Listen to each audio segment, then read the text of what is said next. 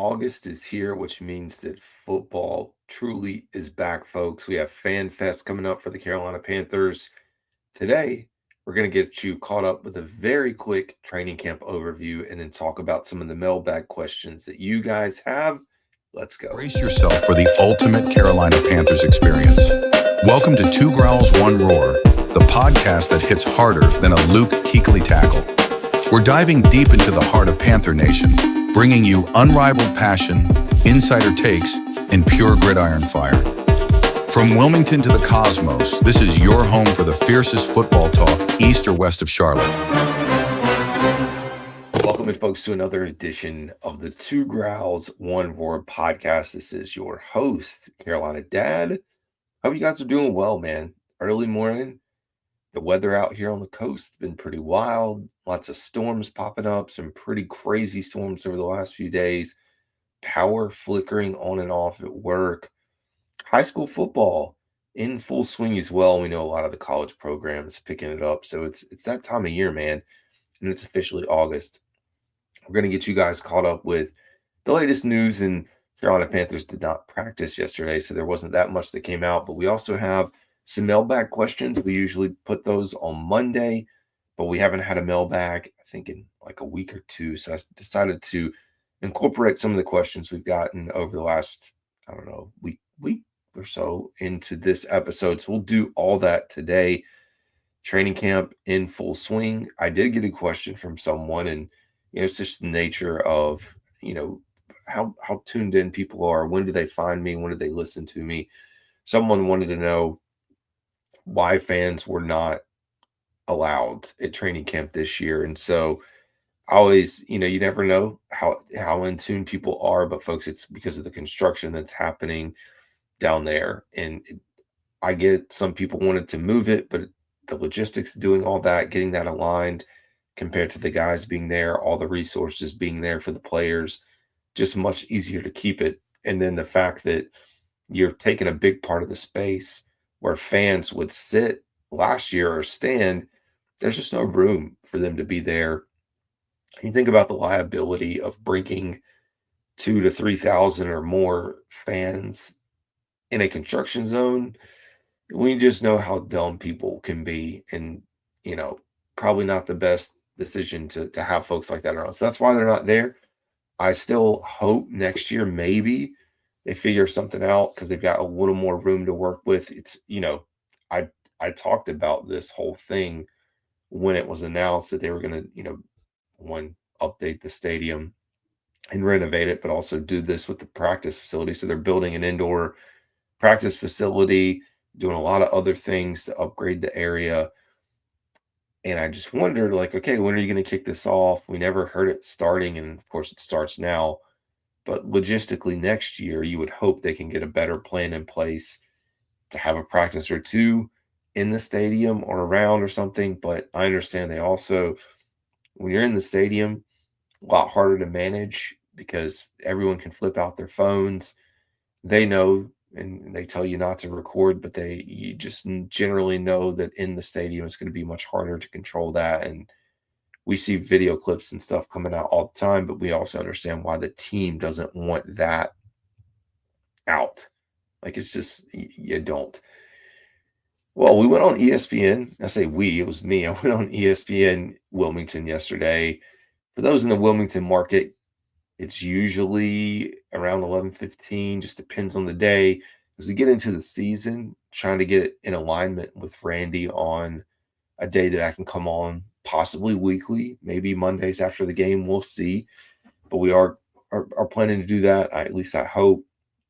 Assuming the Panthers are doing well, it's much easier to talk about them and recap the game and all that stuff when they are doing well. But yesterday was a fun little chat, talking through receivers, talking through Jimmy Horn, his quickness, his speed, what he's looked like, the questions around Icky's contract, the questions around Bryce Young's contract, and just where things sit with the Carolina Panthers. And Randy posed a good question related to the Bryce Young contract, and it was, who do you think, is it Bryce Young and his team or the Carolina Panthers that would like to get a deal done quicker? And I kind of position it, well, if I'm Bryce, maybe I want to get it done now just to have it locked up, not knowing what I'm going to look like in the season. If I'm the Carolina Panthers, I may want to wait so that I'm just reassured that this is the guy. Because I think we all know the price tag for whatever this looks like, assuming Bryce Young is the guy and he does get this extension, it's going to be massive, a massive amount of money. I mean, 50, $60 million range. Like that's just where things are, unless you go with like a smaller contract, which I just don't think is going to happen for this. So we'll see how that plays out. Also, of course, the Ikem situation, Taylor Moton, everything that's happening there. But I posted a clip, not a clip, but a screenshot yesterday talking through just this revamped defense. And we have a mailbag question at the end related to the defense. So I guess I won't go too far into this. You know, as we look at this training camp, there is something a little bit different, not the fact that fans aren't there. In general, it just feels different than it has the last 6 or 7 years. And probably since, I mean, maybe we got a little bit of a buzz with Frank Wright, sure. We also got, the Matt Rule years, even though like towards the end, certainly not what we expected. But you initially have that little bump whenever there's a new hire, a new this, a new that, and you're trying to sort through these things. This year feels like stability, which we've talked about. GM, quarterback, big things in your head coach, like stability. But I think it all, to me, sits with Dave Canales because this guy's weathered the storm. We've heard a lot of talk about how who he is when you're doing well and who he is when you're doing bad is the same guy, same type of energy, same type of coaching. And I think those things matter. And when you think about Dave Canales in his first season with the Carolina Panthers, one of the things that sticks out to me or stood out was the fact that there were moments where we questioned some of the play calling, but we didn't question it a lot. Like if you think about a full season with him back when, of course, everything was going on with Frank Wright, it felt like we continued to question that every single day of him calling plays in comparison to Thomas Brown and back and forth. And with Dave Canales, it's like we feel comfortable and confident that he knows what he's doing and he can manage all of this. And even though it's a big workload, he's doing it all and he's doing a really good job. So I look at that as positive. And also, as we talk through this, it has to be the fact that we just feel good about Bryce Young. And we're seeing a lot of really good plays, at least the highlights and the articles and clips that we do get to see shared with us. Bryce Young, of course, making mistakes. That's the nature of the game. It's going to happen. And again, I'm not one that buys into it. To be honest, when you think about training camp in general, I feel like to an extent, like I know for the guys, they are competing for the roster spots. Like this is like a once in a lifetime opportunity for a lot of these guys. Are they going to make the team? Are they going to be able to show that they've got enough? They're going to make the practice squad. But I think as fans, we tend to like overhype every single thing that comes out of this, every little play, anything that's shared. There's just an overreaction because you think about it, we do all this now and then we get into the season and we don't care anymore. Now, we don't care technically to an extent about a lot of what happens because we are listening to the pressers, we are getting updates there. There's limited media availability at practice in the season, which makes sense. They can't see everything. And then we don't see it. And so we tend to just focus on the results that we see during the games, which is the main goal of what we're trying to get to. So that's good. And a lot of positives for a lot of guys on this roster. It's one of those where it's like, I feel like this year, when you talk about Chuba, when you talk about ETN, when you talk about Rico Dowdle, JT Sanders, and still trying to figure out who that second tight end is going to be. Hopefully Tommy gets back in the mix. XL, when you start talking about the players on the roster, it's not a concern with where these guys are. It's seeing the progress that a lot of them are putting in, whether it's XL on the jugs machine, focusing on that. You just see these small bits and pieces coming together And again, I'm not here to tell you to buy the stock and take the over on wins and guarantee playoffs or anything like that for the Carolina Panthers.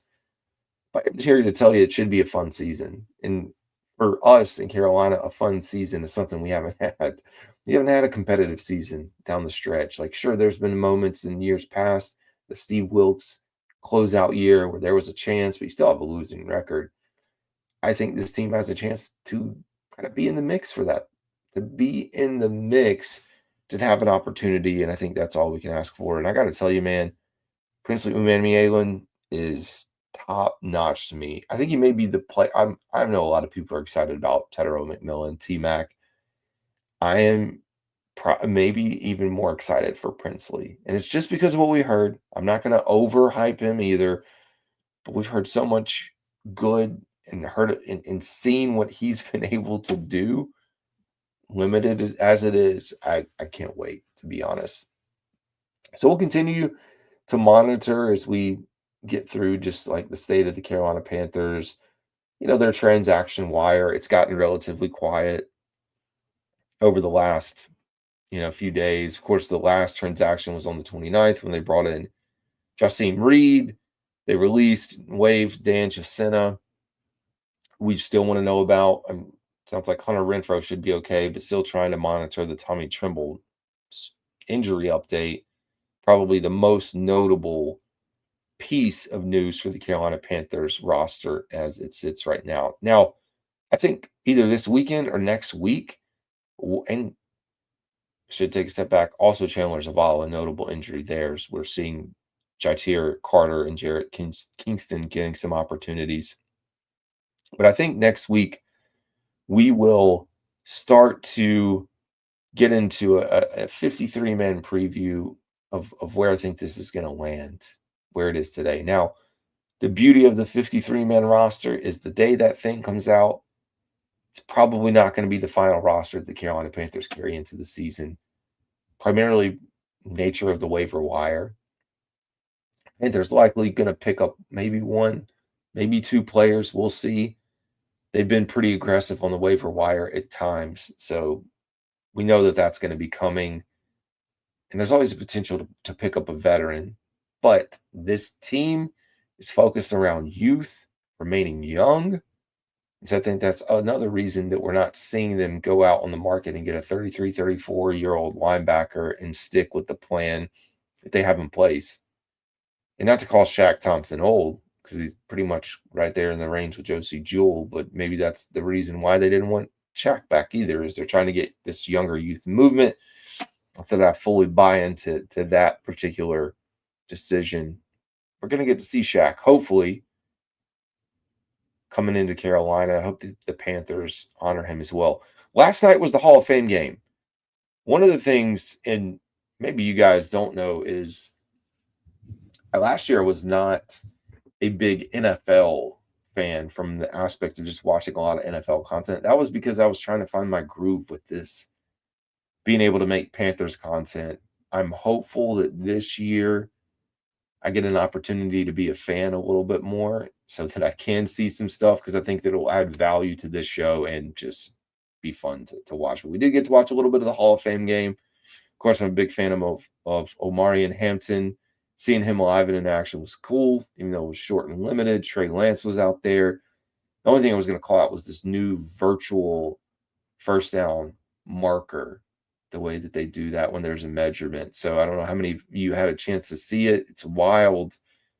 They don't bring out chains anymore, and they just measure everything virtually. So there's going to be a lot of changes like we know, the touchback with the kickoff. So we'll get you guys up to speed on all that. Of course, we know in the preseason and like the first opening game, they'll be talking all about that on the broadcast. All right. We've got a few mailbag questions over the last week, and so I'll incorporate those into today's episode and then close it out. You guys can always participate in the mailbag, Spotify, YouTube, Instagram, Facebook, whatever you want to reach out to me. Let me know. Ask anything. There's no dumb questions, so you can ask away. Anyways, first question. How much of a leap can we realistically expect from Bryce Young this year? I guess that's it. It's it, and how will and then how will the offensive scheme impact him? So I guess those do tie together. All right. I do think I think as we define what is a leap, because if you mean statistically, are you expecting a 4,000-yard passer or 4,500-yard passer? I don't know that that's what you're going to get. If you're expecting a quarterback that will protect the football, make really good throws, really good decisions, maybe throw for 25 to 30 touchdowns in the air, limit the amount of interceptions to what, 10 or under, that's closer to the range of what I take as a big leap for him and my expectations for Bryce Young. And I do think we're going to see it. But I don't know that if you're sitting here today, and maybe we're wrong with all the weapons that are available, because he has them, with everything that's here, maybe he does throw for 4,000 yards. Maybe he does throw for 4,500 yards. I just don't know. I mean, we know he can do it. We know how he slung the ball around at Alabama. It's there. I just don't know if that offensive scheme that the Carolina Panthers can potentially run, focused on the running game, will line up to Bryce Young just having chart-topping numbers, and I think that's fine. Our goal is to continue to improve enough to win football games and get into the playoffs, and you can do that with a strong running game. It doesn't have to all be on the shoulders of Bryce Young, and I think relying on the run doesn't mean that you're giving up on Bryce Young and or don't trust him or believe in him. So, yeah, I do think we have to define what the leap is. Like, however I don't think it has to be a big, gigantic statistical leap, which would be amazing. But I do think we're going to see a leap in his performance and play. I think we hope to see that he continues where he left off. And that would be a very positive note for the Panthers and good sign for where they're headed. Question 2. Defense was a huge problem last year. What actual improvements have been made? What's the outlook for the Revamped defense? So that's a loaded question. And that's the beauty of doing mailbag. You just never know where people are in their journey as a Panthers fan, or if they have or haven't been paying attention. Yesterday we talked about, and this is why I was saving it a little bit earlier, but yesterday we talked a little bit about the changes to the number of starters. You're practically talking 60 to 70%, around 65%, 63%, if I could do the math, new starter on the defensive side of the ball, and 6 of those being guys that were brought in through free agency, some of them through the draft, possibly. We'll see how it plays out. We're talking about a lot of newness, and then if you include Derrick Brown in there as well, it looks like a team that decided, hey, we know we were terrible, so we're going to focus, and we're not only going to focus on it in free agency with Treshaun Wharton, with Trayvon Merrick, with Patrick Jones, with Bobby Brown. We're also going to go out and get some edge rushers: Nick Scorton, Princely Uomamanielin, Kim Jackson, who we haven't heard a lot of, Lathan Ransom. And you bring back your key pieces, of course, in J.C. Horn, Mike Jackson, re-signing those guys.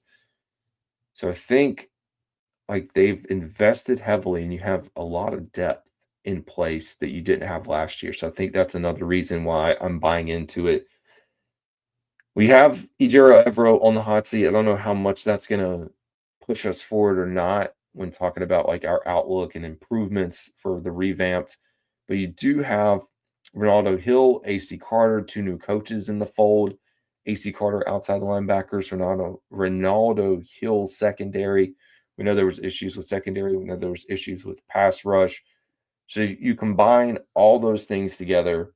You look at a better team as far as depth, which is important. We know there's holes, trying to figure out, I think Damani Richardson's having a good camp, but what he actually looks like once we get into the season.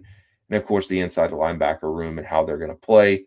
Although with Trevin Wallace out here popping Chuba Hubbard and, giving him an egg on his head, maybe he's ready to play some football this year and not have to think so much, which I like. I think in general, I've been telling people I'm sold. I'm sold on the fact that I do think we're going to see significant improvements. Now, some people are going to want to wait till I see it on the field, till they see it on the field. But for me, I'm all in on the Carolina Panthers defense. So you should see a better product this year. If you don't, Evero is probably going to be gone much sooner than later, possibly in the season. But I hope we don't get that. Just for continuity's sake, let's let this thing ride out. Question number 3. What are the realistic expectations for the season? Are we talking playoffs or a few more wins? Great question. I mean, we're going to continue to talk about expectations for the season, and I've already kind of done that as well. You know, you have NFL Network, Adam Rank predicting a 9-8 record and winning the NFC South. Talk about a win-win. Fox Sports giving Will Hill of Fox Sports has the Panthers to win the NFC South. Talking about, of course, Bryce Young, improved run defense. PFF has the Panthers as a dark horse team, exceeding their betting line of wins. CBS is a little cautious, thinking that the Panthers are not going to hit 6.5 for their win total, sitting at 6-11. Sports Illustrated, which Sports Illustrated is just bad all around, has them around 500 and second in the division. You can't really be 500. So I guess 8-9, a little under that. Current odds to make the playoffs around 30%. And yeah, I do think, as far as expectations, yes, you know, you asked if I can get the question up. Are we talking playoffs? I mean, I'd like to get a few wins under our belt before we start talking about a playoff push, but I do think that's in the realm of possibility. And a few more wins, yes. And I continue to talk about the finishes last year. They won 5 games, very easily could have been 7 or 8. So for me, and that was with the defense as bad as it was, and Bryce Young not really knowing what he was doing for a little bit of that. So I think, assuming everything's clicking on all cylinders, we should be in that conversation to talk about 9 wins, which does put us in the path to make the playoffs, or at least a chance to make the playoffs. Well, let's see. I think that's all. I will shout out the Tepper Foundation, David and Nicole Tepper Foundation. This is not a plug by them. They didn't pay me for this, but they have done some really good things for the community. I did see an article posted that in partnership with the Panthers, David and Nicole Tepper Foundation funded over 38,000 backpacks filled with school supplies for the 2025-26 school year. Classroom Central's largest backpack donation in history. They're going to students in 6 school districts across Charlotte and other parts of the Carolinas. Has all the basic supplies to get them started. That's, fantastic work. Love seeing those things. We know they've been donating all kinds of money across the state for various things. And so, people may not like him for the football side and what they've seen, but man, he does get involved in the community and give back, which I think is important. And I mean, in general, some of the players that have come through here don't seem to have a problem with him. And I think I do think he's figured it out, at least hopefully has, of where he sits today. Anyways, folks, man, FanFest around the corner. If you guys are attending, I hope you enjoy. I will not be able to make it. As we talked about, we got too much stuff going on. But that's going to do it for today's episode. This is Carolina Dad. Y'all have a good one.